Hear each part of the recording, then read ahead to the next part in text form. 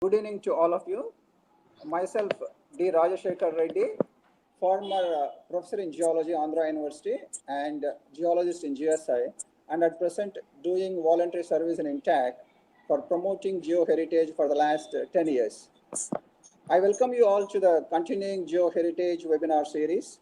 Today's topic, as announced, is geotourism hotspots and conservation of geodiversity along a transect across the central Thar Desert, northwestern India. And I have the great pleasure in introducing today's speaker, my good friend and 1976 GSI geologist batchmate, Dr. S.K. Vadhavan. As we all know, he served as in the highest position as the Director General Geological Survey of India, and at present he is serving as the adjunct professor Amrita Vishwa Vidyapeetham.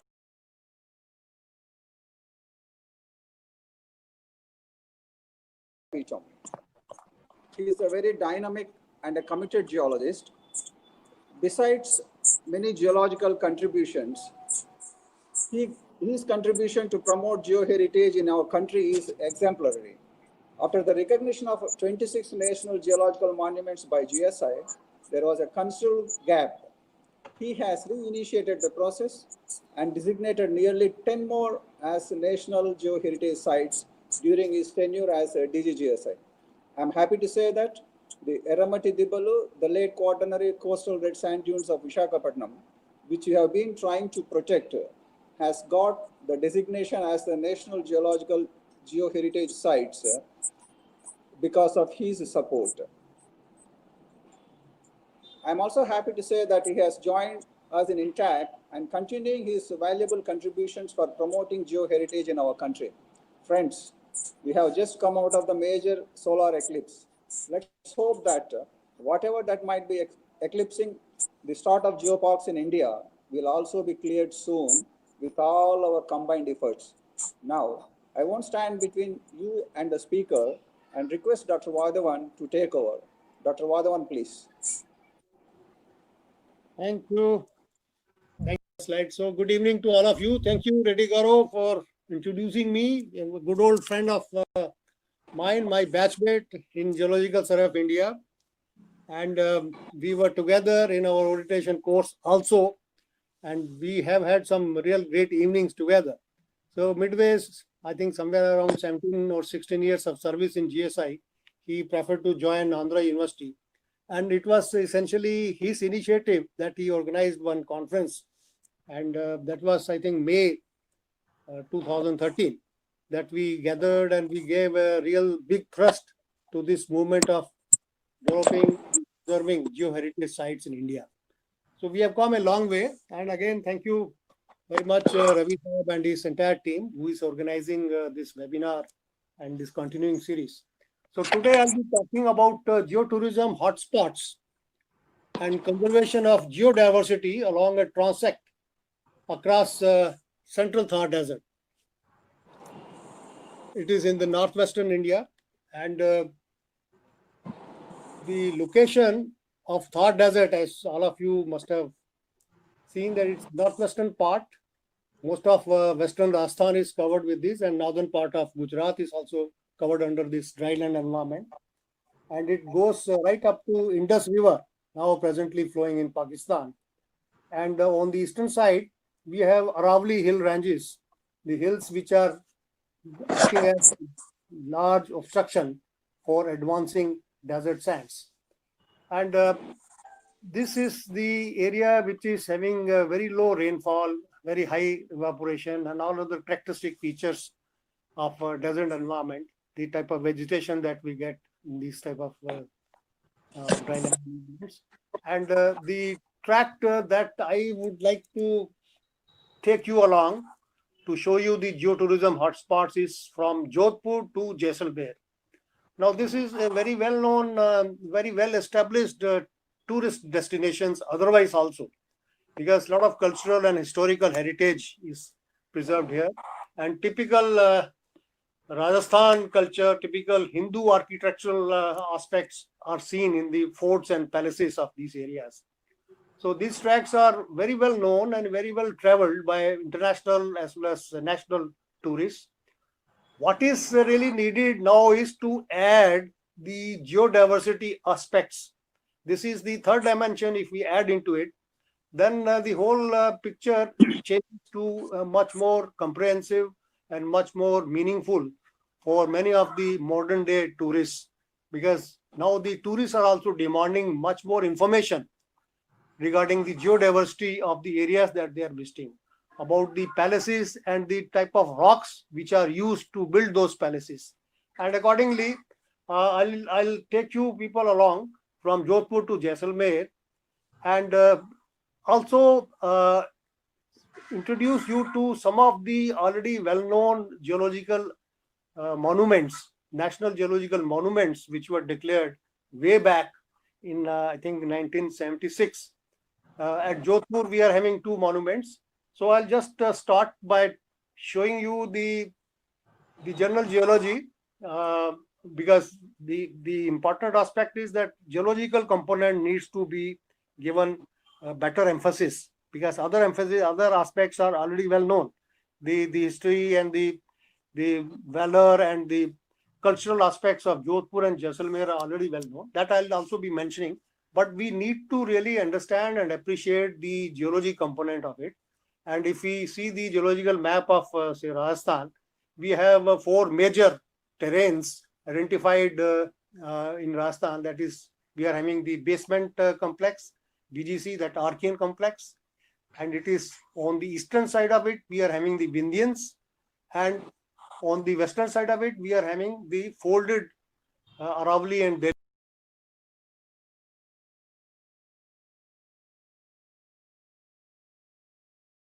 Then further west of it, we are having this Marwads, the Marwad geological terrain. And to give you a profile, a schematic profile along 27° north, which I studied in details during my PhD work in the Thar Desert area. See, I'll start from the Aravallis, which is having the hills are having clination surfaces, the accordant summits at around 500 meters above mean sea level.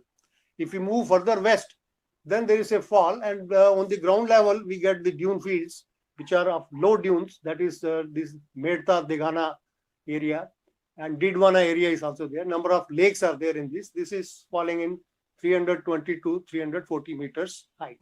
And the same height continues right up to the Jodhpur plateau.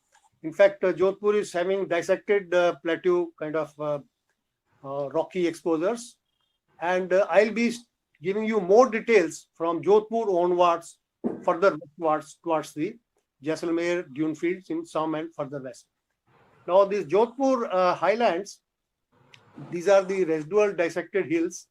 And what we see, these forts, there is a place called Mehrangarh. It's a small ridge right in the middle of the Jodhpur city, which is sporting a major fort. It is actually, it was built by Rao Jodha, the Rathors Rajput clan.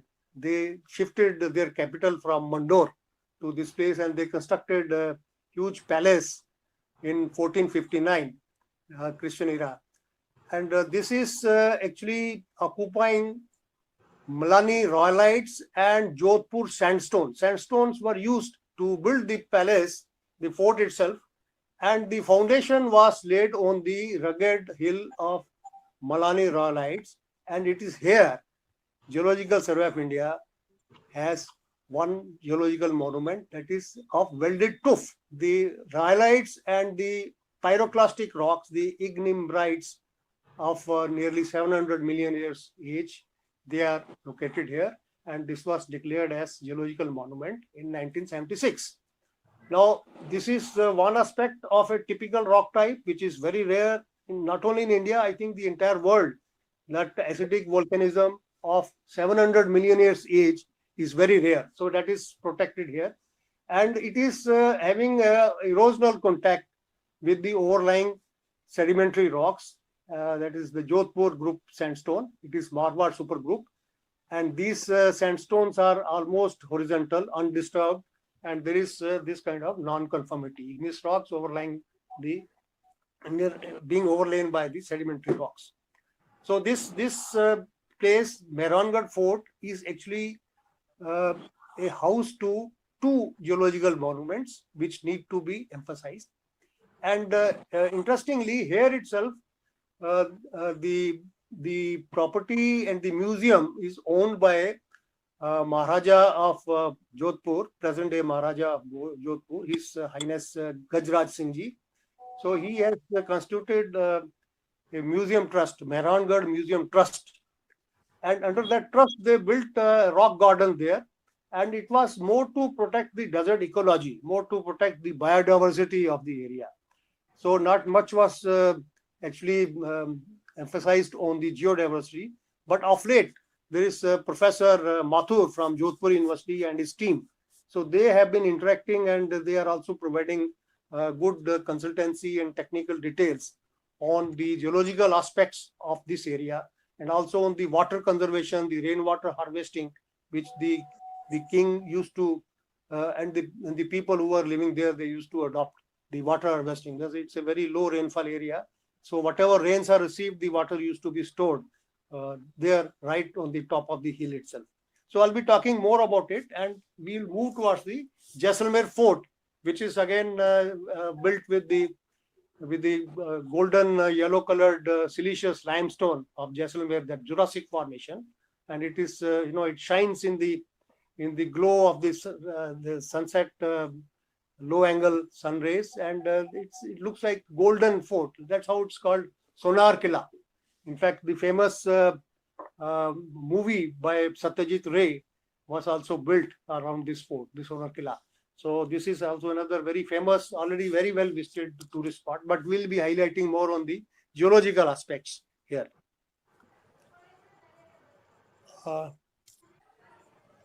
Hello, can I continue?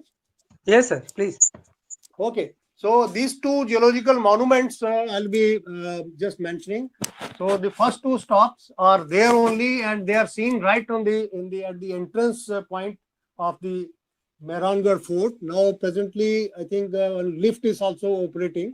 Earlier we used to climb through a ramp, and we see this the Malanis and the welded tooth. And on the right hand side, you see the contact part. In fact, it's better exposed when we move away from the Jodhpur on the Jaisalmer road, a place called Balesar. But here also this contact is there. It is very well preserved, and these two sites are now protected under this museum trust of Mehrangarh Fort. So these two sites are very well protected, although in a very it had a very different beginning, because the trust had to protect the forest and its museum and also develop the surrounding areas. So in the process, they saw to it that no rocks are destroyed. In fact, there are certain rock gardens developed around which are actually hindering the exposures. So they needed technical guidance on what is to be covered and where the plantations, the flower beds are to be laid and all that. So that guidance is being provided by our colleagues from Jodhpur University. And I will also be interacting more on these aspects once we, in fact, we are planning a visit by our IGC team, 36th IGC.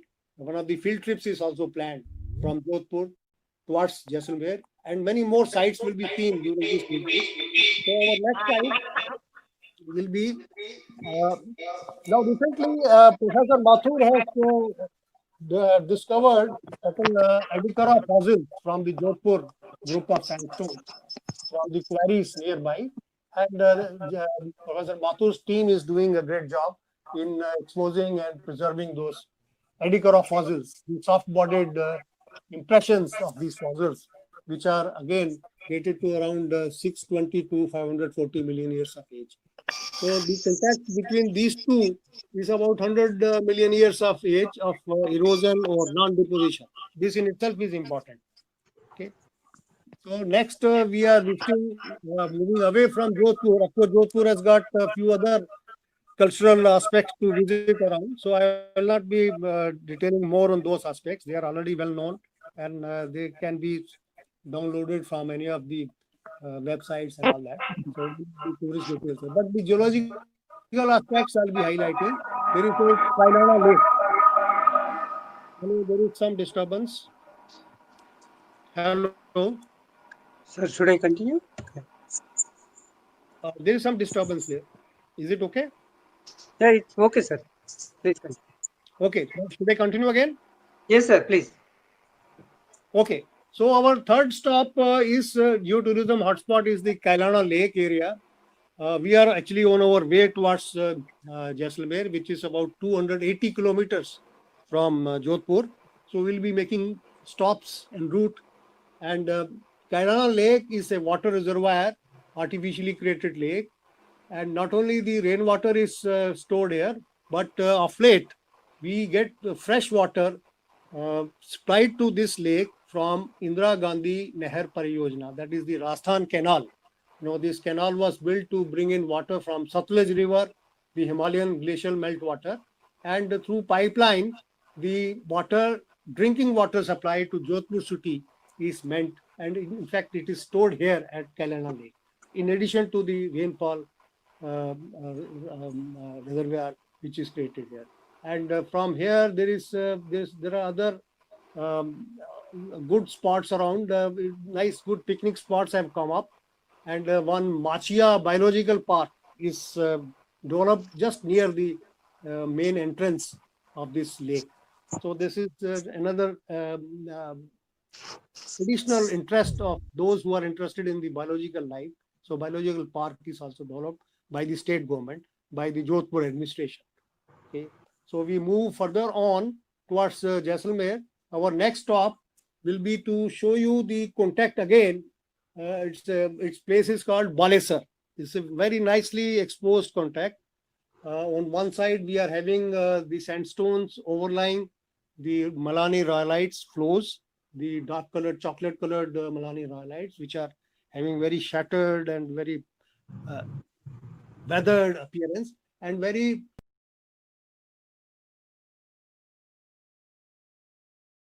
and on the left hand side we see the conical hill, perhaps the original shape of the conical hill of Malani rhyolites. So this is the next stop wherein tourists can stop and have a view of these sites and also get a good view of the local local rural market there.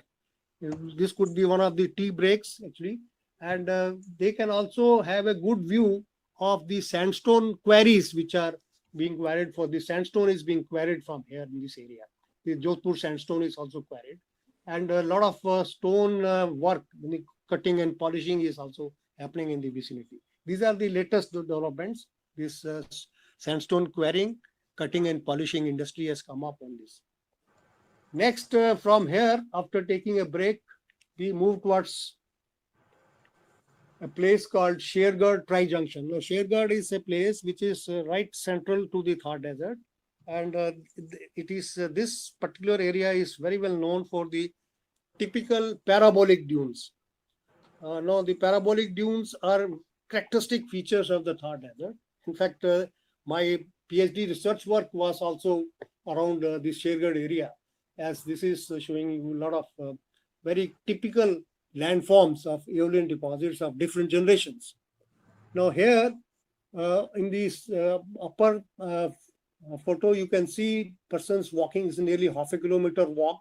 Of course, it's a graveled track, and maybe it was getting converted into a metalled track of late. But this is a very pleasant walk. If we walk from the main road further southwards towards that hill, which is actually a rhyolite hill, and around that hill you can see the obstacle dunes. One of the active obstacle dune is very clearly seen, and a lot of active sand is also seen there. But if we move further, we'll see a quarry. That section is shown on this right hand side, the lower part, and this quarry has shown few of the very beautifully preserved sections.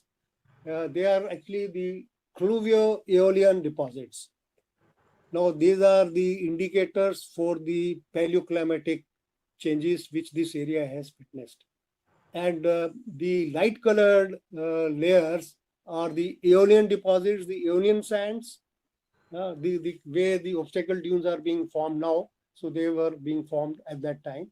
And the coarser, darker shade layers are actually the colluvia, the rubble and the debris which are forming around the hill. They are just washed down the hill slopes, and then they develop into colluvium deposits.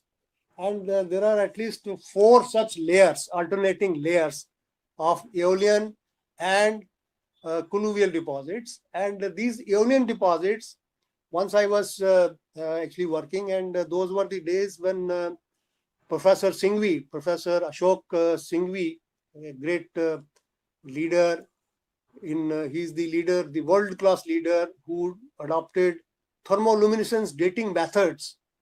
And for the first time, our Indian scientists like Ashok Singhvi and his colleague Agarwalji, they adopted this to date the aeolian sediments in Thar Desert. That was way back in 1990. And 92, we had one international conference wherein these results were also shown. And this site was highly appreciated because it's a very, very rare site wherein the colluvium and aeolian layers of different ages are protected.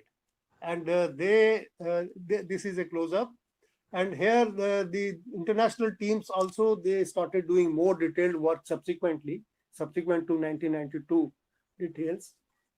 And a lot of isotopic studies were also done on the details on the transition from arid environment to semi-arid and back and forth like that. So this is a very well dated section, and it's a nice educational point of view also, very important for students to learn, not only to see the preservation of the aeolian deposits, also to learn about the techniques to date the various events in the quaternary stratigraphy. So after studying this section, there is another very pleasant climb going up the hill. You know, that hill I showed you about 2 slides back. We can climb up that hill through a ramp, and some stairs are also now built, and there is a temple there. And thanks to that temple, this approach is also made accessible. So from there, we have a beautiful bird's eye view of the dunes all around. So in this slide, I am showing you the bird's eye view of the various multi-tiered dunes, the stabilized dunes, which are being capped by the semi-stable dunes and also by the latest reactivated sands. The yellow colored one is latest reactivated sand. And the next slide, I'll show you how these dunes, they appear in the Google Earth image. Now you see the clustered parabolic dune. That means number of arms are joined together to develop a clustered parabolic dune here. So this is a very good glimpse of the dune landforms which are taking place in the Thar Desert, particularly the central Thar Desert, and the characteristic parabolic dunes and how they are getting modified by the subsequent aeolian dynamism. So after seeing this Shadegard trijunction, we move further on. Again, you see another Google Earth image to show you the different transgressions, the movement of the parabolic and subsequent modifications of the parabolic dunes in these areas. So this is again on the route to way to Jaisalmer, place called Dechu and Shetrawa, where these parabolic dunes are showing these rake-like features. Now dating has been done on a number of sections in the dunes, and we now know that one major event, although the oldest one is dated to 200 plus thousand years, but the major and most widespread event is dated to around 90 to 105,000 years. And widespread means this date is reported from number of sections actually. Similarly, we are having other intermittent dating events, and another widespread event was again between 14 and 10,000 years, which is actually the date of the most of the reactivated sands of the parabolic dunes. That was a very widespread heredity, and it was alternating with the climatic optimum with the wetter episodes, that is 7 to 6 Ka and 4.5 to 3.5 Ka. That is equivalent to Indus Valley Harappan civilization, right? So these are the wet events wherein the human settlement was made better and easier in this harsh climate of deserts. Of course, here I'm showing you the map of the various dune forms, which many of my colleagues and myself, we have mapped in the Thar Desert. The parabolic dunes, the longitudinal linear dunes, or the transverse dunes, and the Barkhan dunes and the network dunes. There's a lot of detailed variety on which we can have a separate webinar sometime. But the best part is that in this very transect, we'll be showing you the parabolic dunes and the longitudinal dunes and the Barkhans, the active dunes also. Moving on, the next stop will be one of the major runs. There are a number of lacustrine landforms. These runs they receive the seasonal rain, and the water is stored in a very shallow, vast depression. And these small flat areas are now being used to install solar panels. Larsen and Toubro, last time when I visited last year, these areas, so most of the activity, because this is generally not used for any other purpose but to store whatever little rains are there. So for rest of the year, this land is not being put to any other use, because this is also affected by salinity. The rains, they dissolve the constituents and bring in the salinity for this, and they, of course, because of the high evaporation, the salts are getting concentrated. So these flat tracts are being now alternatively or successively being utilized for placing these solar power panels. So this is a new development which is happening in Thar Desert.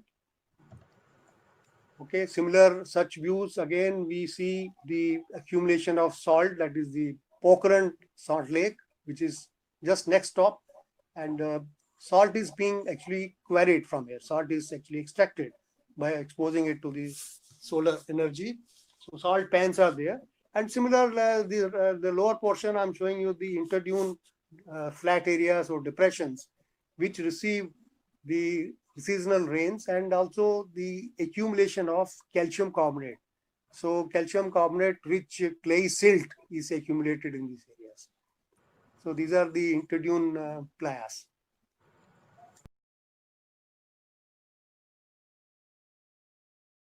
Tourism hotspot is to see the desert pavement. That is, the flat surface wherein the wind's erosion is actually very dominant feature, and wind can erode or deflate the sand-sized particles, and it cannot lift the larger gravel, and those gravelly deposits are left behind as lag deposits, and they get so tightly packed by the winds, and they are also striated. The wind blasting is there, and we can easily see the wind blasting features and also the desert varnish, what we call as the desert varnish, the typical shine because of the abrasion by the winds on these pebbles and gravel.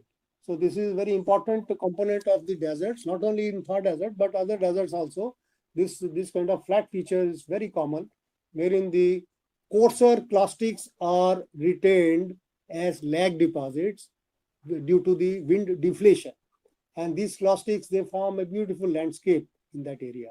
And this place is called Bhojka. So desert pavement at Bhojka is seen in the Western Thar Desert. Moving further, in this area, last time also we had collected, in fact, earlier also many of the geoarchaeologists have worked there, and they have collected amongst these pebbles and gravel some of the Paleolithic tools, the Stone Age lithic instruments. They are either shaped from one side or they are shaped by the two sides, and these are the Paleolithic tools, and they have been dated to around 60 Ka actually, as per the Aeolian sediments which are associated with similar tools in Didwana area, one of the eastern margin, Thar Desert margin areas, wherein the associated Aeolian deposits are dated, right? So we do get, I am showing you a photo of these Paleolithic tools, which are also associated with these gravely deposits in Bhojkaya. And lava, and also the Bob boulder bed is a very famous Bob boulder spread, actually, not the bed. Bed has got a different scientific stratigraphic connotation. Bob boulder spread is showing the presence of these Paleolithic tools. So they also indicate the climate was more favorable for humans to have survived in these areas. Moving further west, we are reaching a place very important. It's a Thayat place, is a ridge. There's a small ridge. We are now very close to Jaisalmer. It's about 17, 18 kilometers from Jaisalmer. So on the left-hand side, we have a ridge which is actually exposing the contact between the Lothi sandstone, which is mostly fluviatile sandstone of lower Jurassic age, and the Jaisalmer formation, which is middle Jurassic limestone. And that contact is there. And amongst the lower Jurassic formations, particularly the Thayat member, the interesting find was that of dinosaur footprints. So these dinosaur footprints were studied in detail. In fact, Dr. U.B. Mathur, our senior from Geological Survey of India, they had discovered, U.B. Mathur and his team from Paleontology Division had discovered some fragments of dinosaurs' bones in these middle Jurassic formations of Jaisalmer. So, but then these footprints are now discovered by Professor Pandey and his team and his international collaborators. They have published in 2016 this paper.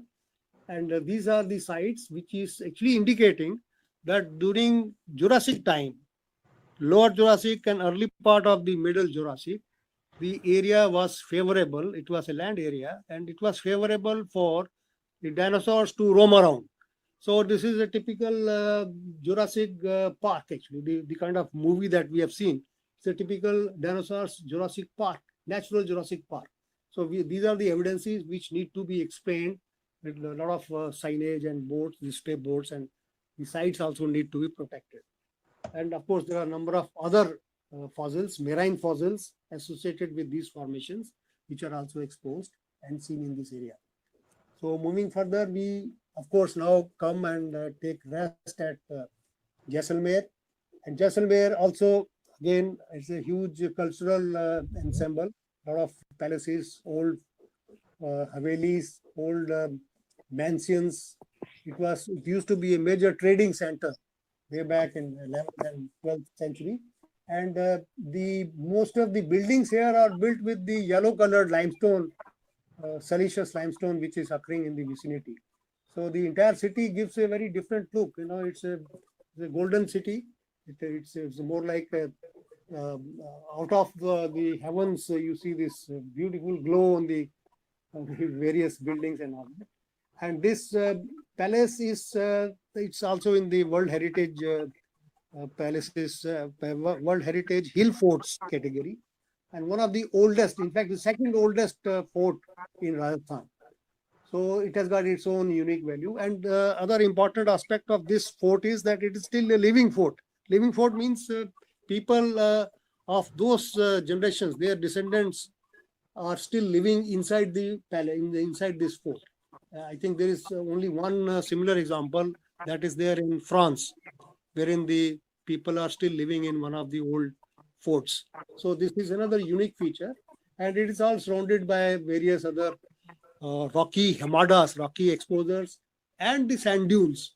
So we'll see that the next day, and various havelis and temples, the Jain temples and other temples are there, very nicely carved, this stone carved, this filigree and various facades are there in beautiful, these are about 600 years old. And the way they have been, the craftsmanship is there. So it's a beautiful, relaxing experience visiting all these sites. So next day when we visit the Akkal Fossil Wood Park, which is again very famous site for the wood trunks which are preserved, 180 million years old. It's part of the lower Jurassic Lathi formation in which they are preserved. and this has been protected. It was discovered by Geological Survey of India, and it was declared as geological monument in 1976. From 1976 to 1985, Geological Survey of India was preserving it. We had kept our watch and ward. Later on, the state forest department was showing interest in taking over the maintenance part of it. And to tell you surprisingly, because the forest department people were interested since it's a tree trunk. The trees, the forest part was involved, therefore they were showing interest. Maybe they may not show interest in other features. Wherever the fossil trees are there, so we were happy to be handing over to them. But unfortunately, of late, last year when I visited there, it is not properly maintained actually. And many of the woodlocks, we were told by the guard there that they have been stolen and people have clandestinely taken away those woodlocks and all that. So whatever remains, still they need to be projected properly. And on the right hand side, I can show you, this is a good beginning, but it's again, these two small hutments, they're called the Dhani style of village hutment. They are actually mud plastered walls which maintain the inside cool, and it's a very good insulator, and that thatched roof. And these are the two hutments which are created to show the various rock types as a museum in that area.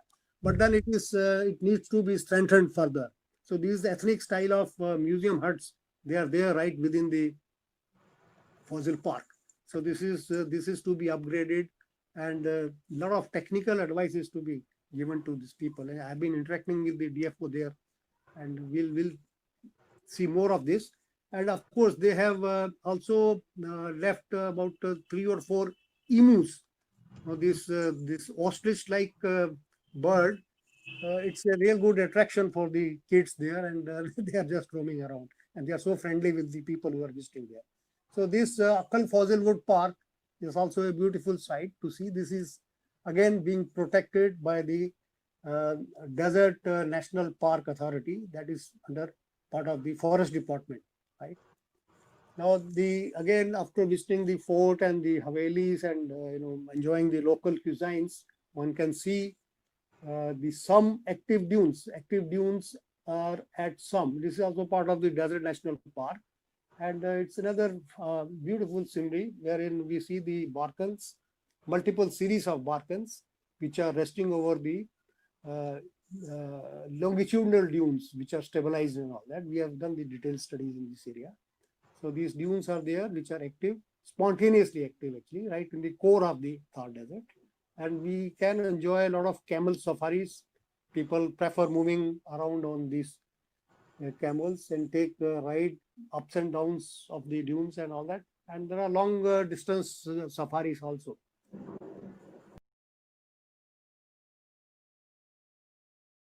Hotspots, and added to this, of course, are the features and the changes which the Indra Canal, the Rajasthan Canal water has brought in to this area. Actually, a lot of water availability of fresh drinking water is ensured to both Jodhpur and Jaisalmer cities and other major villages in this area through pipeline circulation. And this water is also made available for irrigation in some of the tracts, and a lot of cash crop irrigation is actually being practiced. And people have devised their own methods of storing the weekly supply of this Indra Canal water, because water is not supplied in every distributory round the clock. They have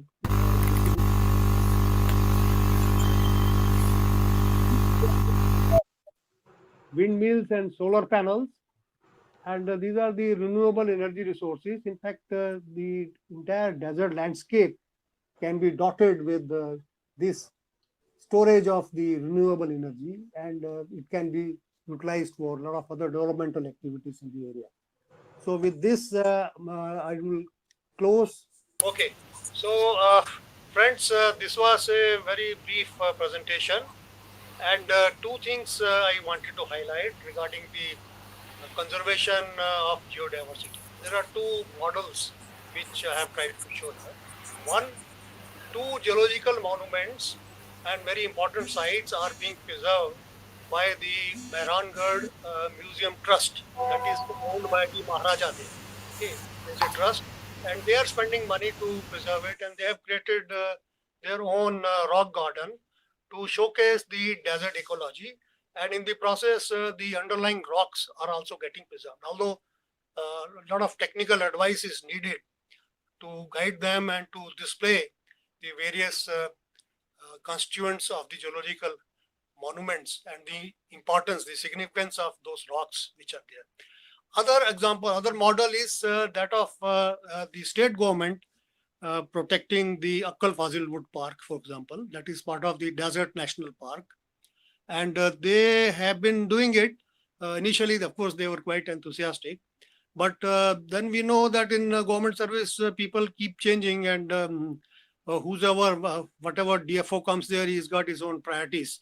So again, I think they need to be monitored on a regular basis, and a lot of good technical advice is also needed to these forest officers to showcase the good geology part of it through good demonstration and display boards and interpretation center and all that.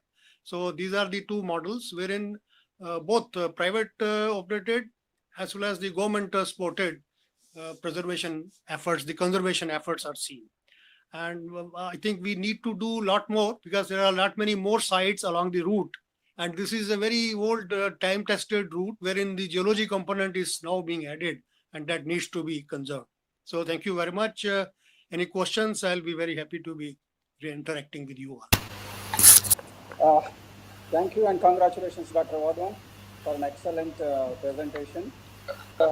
Nicely brought out the geological and cultural significance and the associated rich biodiversity of the area, clearly demonstrating the suitability of the area for establishing geopark. Perhaps we need to convince the government to start the geopark because we have the very good already maintained sites are there, both geological and the cultural sites. Perhaps we need to convince the state government to establish a geopark. What I feel is the Ministry of Tourism perhaps is ideal one. That's what I have been trying in Visakhapatnam. So hope our friends from Rajasthan also will be, I think we can try to convince the state government to start because it is a very ideal place with international significance and well-established sites out there, and they are already popular both national and internationally. Good. You have done an excellent job. So now the topic is open for discussion, and we'll take some of the comments, suggestions. Thank you, Reddy Garu. It was a very good sport. In fact, I explained the two models of this conservation just before you joined. Now, one is the actual conservation efforts made by the museum trust that Jodhpur Maharaja, his personal investment is involved, and he has created that rock garden. So that is entirely a private enterprise. Okay. Other example is that of the state forest department at Akkal Fazil Wood Park, where the state government is doing its bit, but they need a lot of technical advice and regular monitoring by some central agency, so that. Yeah, sorry. But that requires a kind of legislation, so that they are bound to listen to whatever advice is given to them. Right? They have to be shown the way, particularly regarding the geodiversity. About biodiversity and other features, all right, they are competent. But on geodiversity, they need to be guided by the group, by competent authority. No, yeah. The real catch of the issue is that for any geopark to be maintained, we need to have a centralized management authority. That management authority draws policy, guidelines, and overall supervision, under which all the sites which are the existing continue without, that need not be disturbed. They continue to manage that particular site, but the overall geopark has to be under the overall policy, guidelines, and supervision of the one centralized authority. Precisely. where actual the catch lies. Yeah. And that is what is actually needed through some legislation. That is what we have been trying, right? Yeah. So that things are binding on both the state government and other players. And we have a sustainable development of that area, actually. Yeah. Okay. Thank you. Thank you, Dr. Reddy. Now there are some observations from the viewers, sir. Okay. There are a lot of appreciation. One Domino Twins says it is a very interesting presentation, and this is how the geo heritage sites should be developed. Okay. That's from Domino Twins. Yeah, thank you. Thank you very much. We have been making our efforts to showcase the best possible sites, and we need its regular preservation, and that's how the people's involvement is more important. If they are aware and if they demand more of such information, then definitely the tourist operators also are bound to provide more information to them. Yes, sir. There is one Yamuna Singh. Also, he says quite impressive presentation. Yeah, thank you. Thank you, Dr. Saab, Yamuna Singh ji, thank you very much for joining us. Sir, there is one observation from Dr. Amresh Chatterjee, sir. Uh-huh. He says, beyond Akal, on the Jaisalmer-Barmer highway, Uh-huh. there are occurrences of siliceous earth exposed in shallow pits. Okay. These occurrences could be included as per the geo-heritage sites. That's what he says. Actually, sir, if I remember, these are the areas near Bardmer. In fact, there are many other sites in Thar Desert which need to be protected. And I had just taken a transect this from east to west. There are many other siliceous earth sites, and in fact, they are the volcanic ash deposits. It has been worked by GSI. I know our late colleague Vrinder Kumar, he was working in that area and all that. So definitely, these are the sites which need to be included. If we have a round trip, Jodhpur, Jaisalmer, Bardmer, and then back to Jodhpur. This is a triangle like Delhi, Agra, and this place. We have a golden triangle: Delhi, Jaipur, Agra. So like that, if this route is developed, then of course many more things can be added into over this route. So, but then this was actually already a very popular tourist destination. What I have tried to do is I have tried to add the geodiversity aspect of it, so that this third dimension is also added, and the whole thing becomes a very comprehensive package. So that way, so we appreciate, yes, that Bardmer is also to be included. And recently from Delhi University, Dr. Prasad, he has discovered shark tooth fossils. It was reported in the newspaper, and that can also be developed into a good site to showcase. And then there is Giral lignite mines are there, good exposures are there.